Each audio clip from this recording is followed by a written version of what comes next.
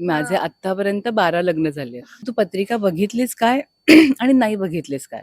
तुझ्या नशिबाने, कर्मानुसार तुझ्या आयुष्यात जो व्यक्ती लिहिला गेलाय, तो तुझ्या आयुष्यात येणार आहे. असं असतं की ठीक आहे पत्रिका जुळते, पण तरी आम्हाला लग्न करायचंच आहे एकमेकांशी. हां.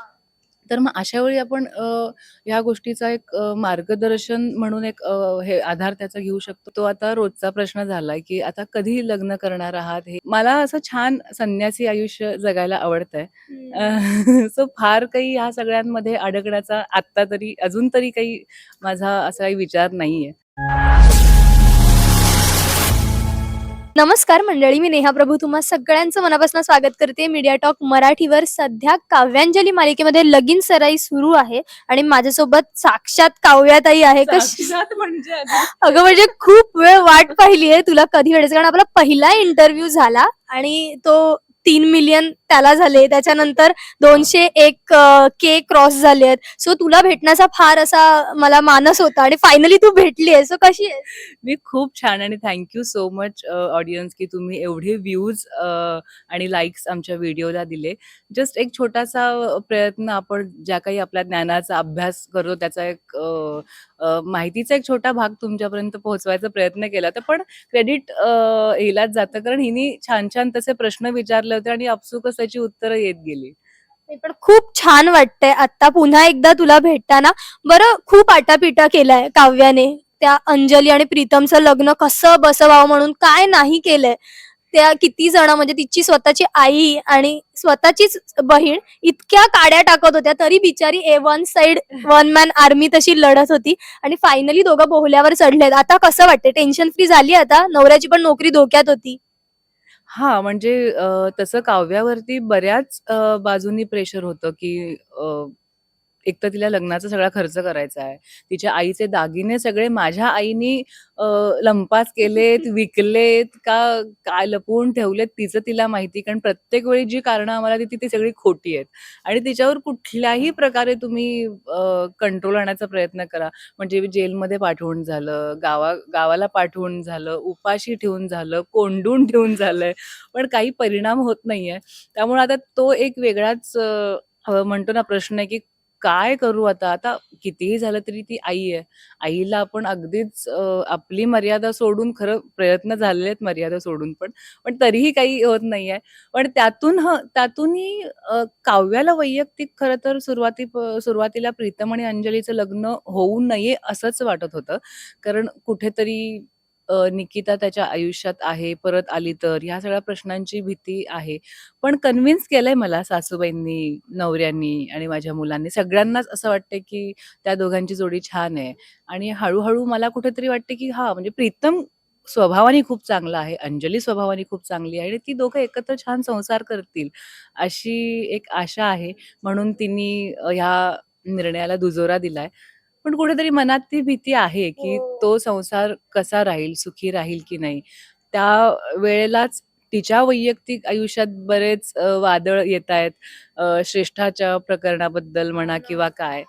सो बऱ्याच गोष्टींवरून असे तारेवरची कसरत करत एक म्हणजे म्हणतो ना, एक मध्य साधून तिला आत्ता महत्वाचं हे आहे, की तिच्या लाडक्या लाडूचं लग्न व्हावं.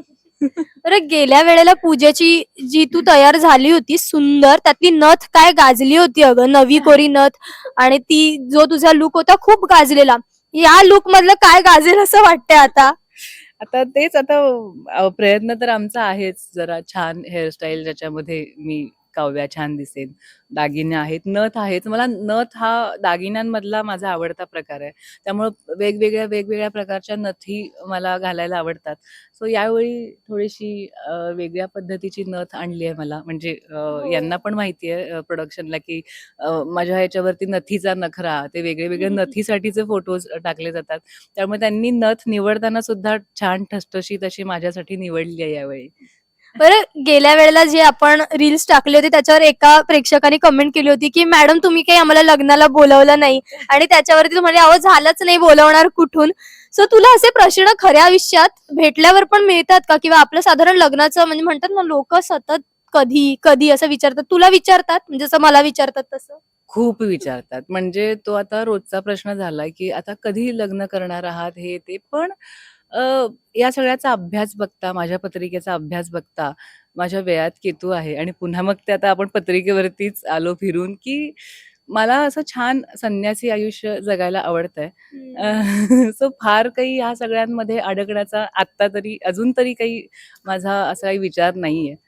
पण तू आता पत्रिकेचं म्हणालीस आणि सध्या आपल्या आपल्या सगळ्यांनाच माहिती आहे, की आजकाल लव्ह मॅरेजेस होत असतात किंवा काय, तर त्या ह्याच्यामध्ये ते पत्रिका जुळवणं जे म्हणतो ना, ते किती महत्वाचं आहे. कारण यंगस्टर्स फारसं त्यांना यातलं माहिती नसतं. त्यांना वाटतं, की आपली मोठी माणसं सांगतात जुळवायची म्हणून जुळवतात किंवा अरेंज मॅरेजमध्ये हट्टाने जुळवली जाते पत्रिका. पण जेव्हा लव्ह मॅरेज करतात त्यावेळेला पण घरचे म्हणतात, की एकदा जुळवून तरी पाहूया. तर तुला काय वाटतं याविषयी? कारण की तू ना यंगस्टर्सना खूप छान पद्धतीने गोष्टी समजावतेस. सो याबाबतीत तुझं काय ज्ञान आहे? साधारण अभ्यासानुसार काही लोकं विश्वास ठेवत नाहीत, ती पण चुकीची आहेत असं मी म्हणणार नाही. आणि जी लोकं विश्वास ठेवतात ती पण चुकीची आहेत किंवा बरोबर आहे असं आपण म्हणू शकत नाही. कारण तो त्यांच्या त्यांच्या विश्वासाचा भाग आहे. करेक्ट. स्टडी आहे, त्याचे जे काही रिझल्ट्स येतात ते खरे आहेत. ते व्हायब्रेशन्स खरे आहेत. म्हणजे आपण जे बोलतोय, त्या बोलण्यातून जे व्हायब्रेशन्स येतात, तसेच आपल्या कर्मांनुसार तयार झालेल्या जी गणितं आहेत, त्यानुसार ते व्हायब्रेशन्स आहेत. आता जर समजा आत्ता उदाहरण द्यायचं झालं, की तुझं लव्ह मॅरेज होणार आहे आणि तुझा पत्रिकेवर विश्वास नाहीये. तर पत्रिकेनुसार, तुझ्या स्वभावानुसार, तुझ्या कर्मानुसार तुझा तो स्वभाव झालाय. मग तू पत्रिका बघितलीस काय आणि नाही बघितलीस काय? तुझ्या नशिबाने, कर्मानुसार तुझ्या आयुष्यात जो व्यक्ती लिहिला गेलाय, तो तुझ्या आयुष्यात येणार आहे. अच्छा. आणि मग तू पत्रिका बघून जरी लग्न केलंस, तरी 100% काय सगळ्यांचं अगदी चांगलं-चांगलं, गुडी-गुडी होतं असं नाही. कुठल्यातरी बाबतीत ते जुळेल, कुठल्यातरी बाबतीत जुळणार नाही. अशा बऱ्याच गोष्टींना तुम्हाला सामोरं जावं लागतं. त्यामुळे पत्रिका बघितली तर आपल्याला एक मार्गदर्शन मिळतं. म्हणजे पत्रिका पूर्वी खूप वेगळ्या पद्धतीने बघितली जायची. आत्ताची आधुनिक पद्धत थोडीशी वेगळी आहे. म्हणजे उदाहरण जे काही आपले 2-3 महत्त्वाचे आहेत, गुरु, शुक्र, रवी, आपल्या लग्नाच्या हिशोबाने जे बघतील, ते मुलीच्या पत्रिकेमध्ये आणि मुलाच्या पत्रिकेमध्ये एकमेकांपासून कुठल्या घरात आहेत. ही पहिल्यांदा ही पद्धत नव्हती. आत्ता ही एक नवीन पद्धत आहे, जेणेकरून आपल्याला आत्ता डिटेलिंगमध्ये हे कळू शकतं, की जर कुठले किती गुण जुळतायत हे तर आपल्याला लक्षात येतं. पण नेमकं कुठल्या प्रकारामध्ये तुमचं एकमेकांशी फारसं जुळणार आहे आणि फारसं जुळणार नाही. मग जर तुम्हाला ही गोष्ट आता समजा सांगितलं, की एखादे निर्णय घेताना जर त्या दोघांमध्ये थोडंसं वेगळे-वेगळे गोष्टी असू शकतात. हे जर तुम्हाला आधीपासून माहिती असेल आणि त्या गोष्टीची तुम्हाला माहिती दिली, तर निर्णय घ्यायच्या वेळी तुम्ही साधारण सांभाळून निर्णय घ्याल. म्हणजे जर कसं असतं, की ठीक आहे पत्रिका जुळते, पण तरी आम्हाला लग्न करायचंच आहे एकमेकांशी. तर मग अशा वेळी आपण ह्या गोष्टीचा एक मार्गदर्शन म्हणून एक हे आधार त्याचा घेऊ शकतो, की कुठल्या-कुठल्या गोष्टींमध्ये आपल्या गुण वेगवेगळे आहेत. ती गोष्ट तुम्ही सांभाळलीत, तर मग तुमचे फारसे वाद होणार नाहीत. कसलं भारी समजावतेस ताई तू. बरं लग्न म्हटल्यानंतर आपण खूप सारी लग्न बघितलेली असतात टीव्हीवरती. तुझं असं एखादं आहे जे तुझ्या असं मनाच्या कोपऱ्यात जवळ आहे बाबा हे असं काहीतरी आपल्याला करायचं आयुष्यात, की तुझं आपलं लग्नाविषयीचं असं वेगळं असं मॅच्युअर असं मत आहे. कसं आहे तुझं मत साधारण? म्हणजे लग्न विधी हां, विधी विधींच्या बाबतीत हां. खूप वेगवेगळे विधी बघतो आपण. म्हणजे काय, काय लुक्स असतात, हे असतात, ते असतात. फार तामझाम असतो. आता आपल्याच सेटवरती बघ ना, रील लग्न आहे, पण तरी केवढा मंडप आणि काय ती सजावट, काय त्या प्रत्येकाचे लूक, तुझा लूक वेगळा, त्याचा लूक, एवढं सगळं असतं. सो तू असं एखादं काहीतरी केलंस, की यार आपल्या लग्नात आपण असं काहीतरी करूया, की केलाच नाहीये विचार? नाही ॲक्चुअली त्या बाबतीत मी म्हणेन, की मी खूप लकी आहे. माझे हां. आत्तापर्यंत 12 लग्न झाले आहेत. म्हणजे सिनेमांमधून तेलुगू, तमिळ, कन्नडमध्ये माझं लग्न झालेलं आहे. सीरियल्समध्ये होत असतात आणि म्हणजे सगळ्या प्रकारची पळून जाऊन लग्न झालेलं आहे. असे विधिवत लग्न झालेले आहेत.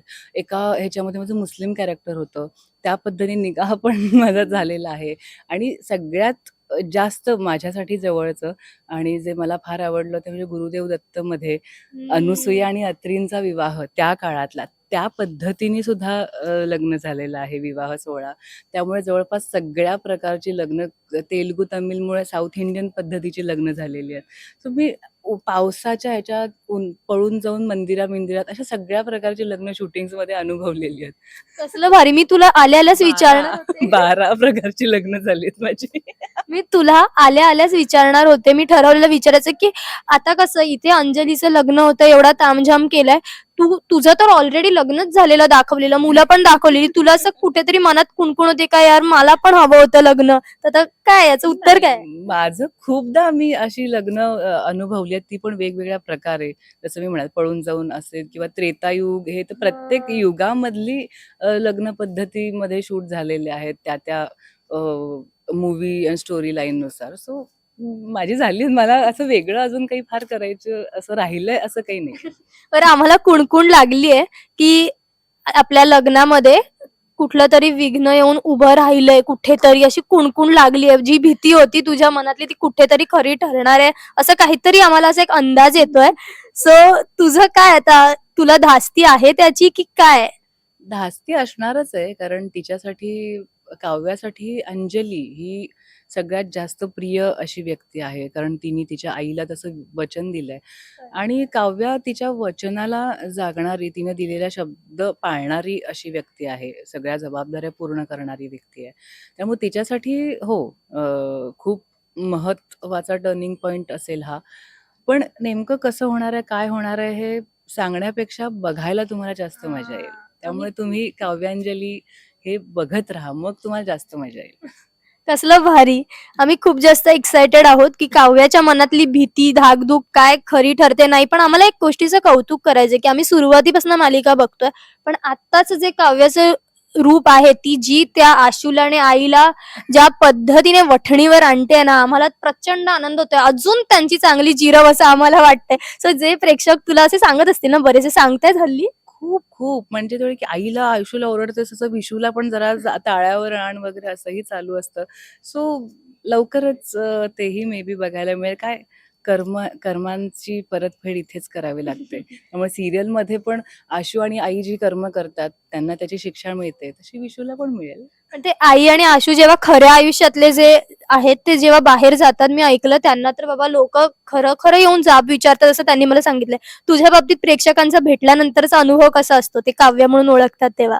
मुळात एकतर प्रेक्षकांचं प्रचंड प्रेम आहे मालिकेवर, आमच्या सगळ्या ह्या म्हणजे काव्यावर, अंजलीवर, मीनाक्षीवर खूप प्रेम करतात. त्यांना खास करून जे आत्तापर्यंत आमच्या नात्यांमधला जो एकमेकांवरचा विश्वास आहे ना, आता मीनाक्षी आणि काव्या, सासू-सुनेतली ती एक मैत्री म्हणण्यापेक्षा एकमेकांच्यावर जो विश्वास आहे, प्रेम आहे, काळजी आहे, ती अंजली आणि काव्यामधली एकमेकांची जी असलेली काळजी, हे फार आवडतं बघायला. म्हणजे आत्तापर्यंत बऱ्याचदा आपण सासू ही सासूरवास करते सुनेला, असंच बरोबर. बऱ्याचदा बघितलेलं आहे.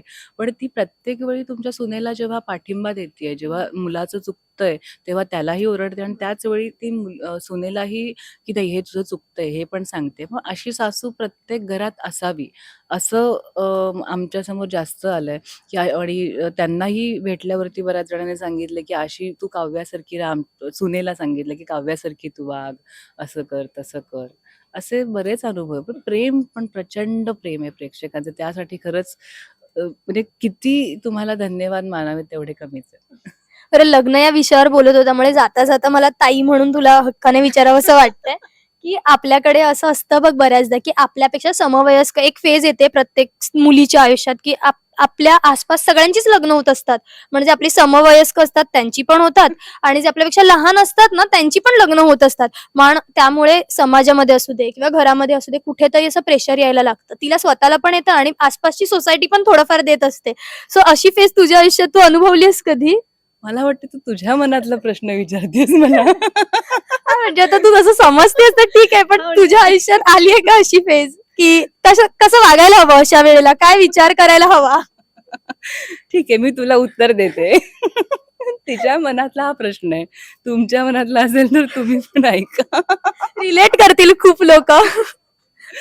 मुळात तुम्ही हा प्रश्न आधी स्वतःला विचारायला हवा, की तुम्हाला आत्ता नक्की काय करायचं आहे? हां.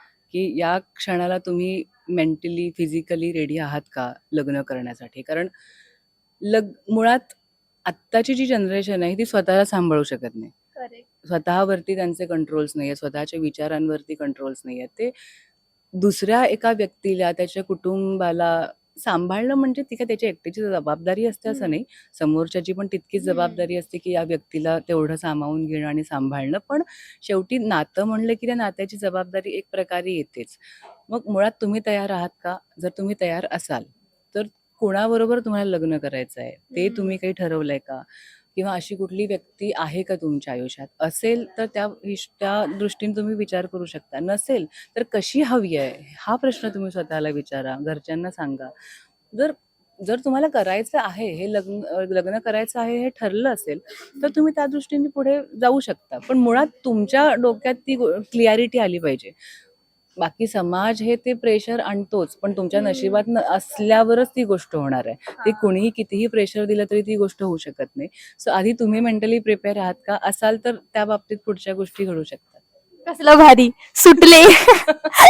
थँक्यू सो मच या शंकेचं निरसन केल्याबद्दल. आणि आम्ही खूप जास्त एक्साइटेड आहोत की काव्याच्या मनातली भीती खरी ठरते नाही ठरते. होप आमच्यासारखंच बोल्यावरती चढलेत निर्विघ्नपणे लग्न पार पडावं. तुला खूप साऱ्या शुभेच्छा. Thank you so much. आणि तुम्ही सगळे नक्की 8:30 वाजता रोज सोमवार ते शनिवार काव्यांजली कलर्स मराठीवर बघत राहा. धन्यवाद.